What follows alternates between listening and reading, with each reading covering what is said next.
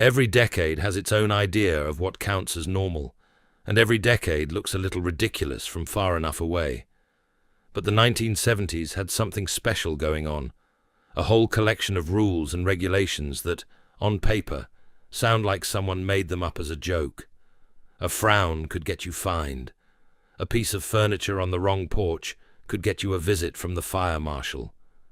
The strange part is, every single one of these laws was completely real, and somewhere behind each odd little rule was a real reason that made sense to somebody at the time.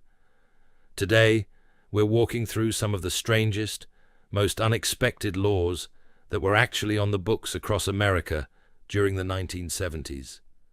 A few of these are going to make you laugh.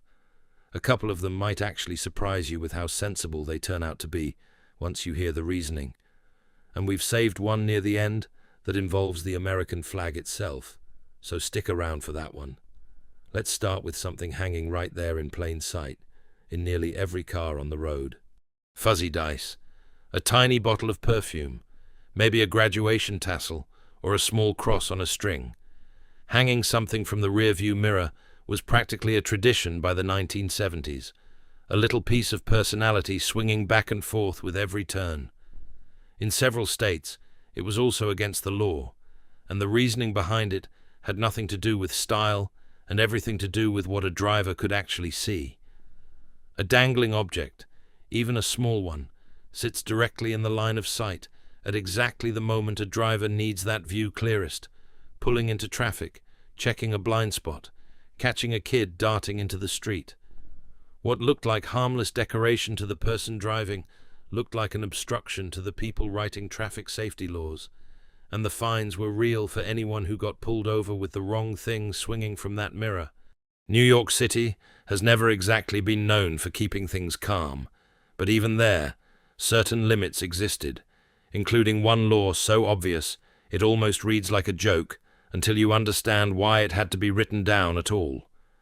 Jumping from a building, anywhere in the city, was explicitly illegal. Not a strange technicality, a deliberate, serious piece of legislation, and the reasoning behind it was entirely about prevention.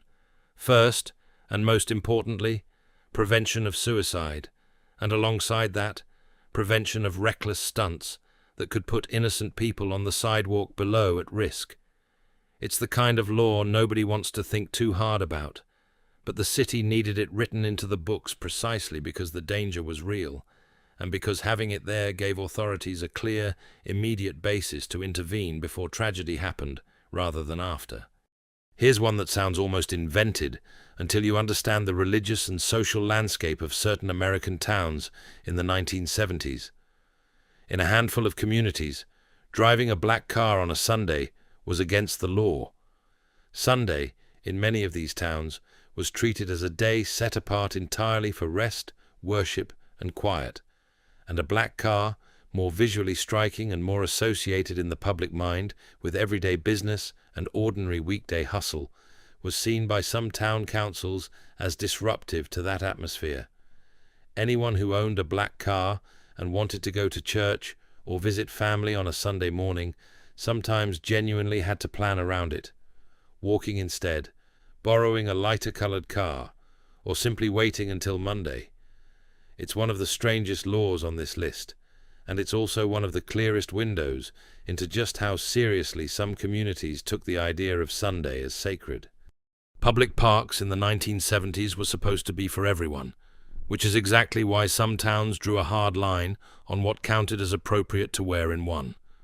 Hot pants, the short, body-hugging style that had exploded as a symbol of youth and rebellion against older fashion norms, were banned from a number of public parks outright.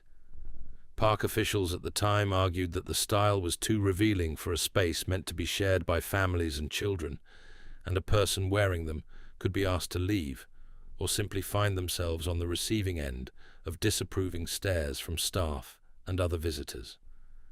The fashion itself was a genuine cultural statement, a piece of the era's larger push toward personal freedom and self-expression. The law pushed right back against it, treating a public park as a place where that particular kind of freedom had to stop at the gate. Roller skating defined an entire decade of American leisure. Parks, sidewalks, parking lots, all of it filled with people gliding around to a disco beat. But there was one place even the most dedicated skater wasn't supposed to go rolling: the public restroom. It sounds like an oddly specific thing to legislate until you picture exactly what it involved. Hard tile floors, frequent water on the ground, tight quarters, and a person moving at speed on wheels with nowhere to safely fall. Cities that enacted this rule weren't trying to spoil anyone's fun. They were trying to keep people from cracking their skull open on a bathroom floor, and the law worked exactly as intended, because most skaters simply learned to step out of their wheels before walking through that particular door. For teenagers in the 1970s, the arcade was the place to be, and the pinball machine was the centerpiece of it all. Flashing lights, the satisfying clack of a steel ball, the thrill of beating your own high score. In several places, though, anyone under 18 was legally barred from playing. The concern wasn't that pinball was dangerous in any physical sense. It was that pinball, with its element of luck mixed with skill and its appeal to try just one more game, looked uncomfortably close to gambling in the eyes of parents and lawmakers worried about where that habit might eventually lead a young person. Arcades that wanted to stay open and stay legal had to start checking ages at the door, sometimes posting staff specifically to keep an eye on who was standing in front of which machine. Some laws weren't really about morality at all. They were just about basic public health, even when the reasoning sounds harsh by today's standards. Spitting on the sidewalk was illegal in many American cities through the 1970s, and the law dated back to a genuine and serious concern: the spread of tuberculosis, which remained a real public health threat for much of the 20th century.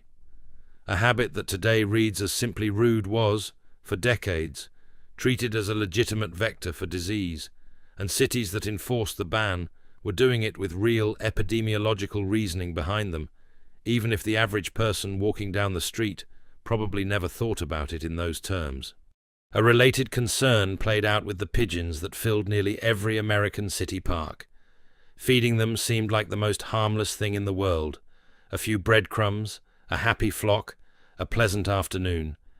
But pigeon populations in many cities had exploded to the point where droppings were damaging buildings and monuments, and authorities genuinely worried about the bacteria those birds were capable of spreading through such dense, concentrated flocks. Cutting off the easy food source was, in the eyes of city officials, simply good public health management. To anyone standing there with a bag of crumbs, it just felt like being told not to enjoy the park. And then there was noise, specifically the noise your neighbor's dog made after the sun went down.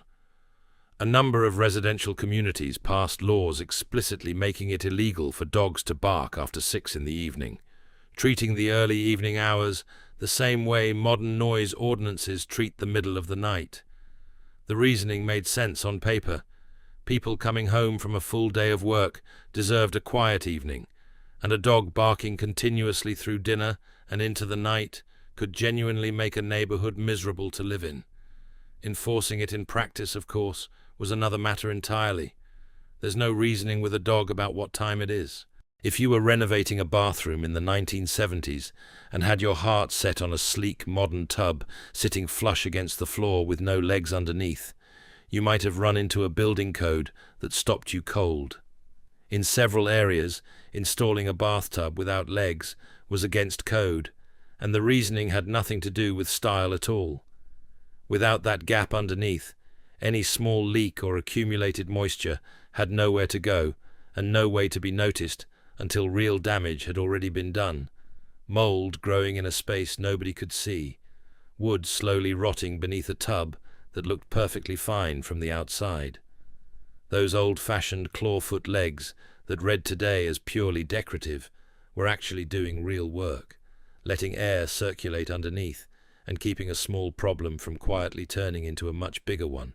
Before the internet became something every household had running through it, it existed mainly as a network connecting government agencies, research universities, and a handful of large corporations, carrying sensitive data, scientific research, and information that genuinely mattered to national security.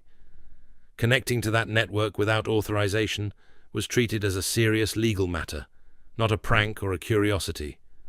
The penalties for unauthorized access could include real fines and even prison time, which says something about how seriously those early networks were guarded, decades before most people had any idea what a home computer would even look like.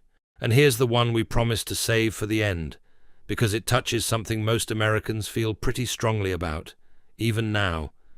The American flag, its stripes, its stars, its specific colors, has always carried a particular kind of weight in this country, and the law in the 1970s protected that weight very seriously.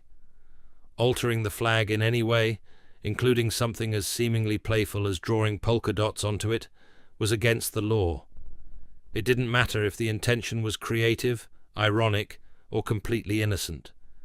Any modification to the flag's design was treated as disrespectful to a national symbol, and people who tried it could face real legal consequences, along with a level of public backlash that in some communities was even harsher than whatever penalty the law itself handed down.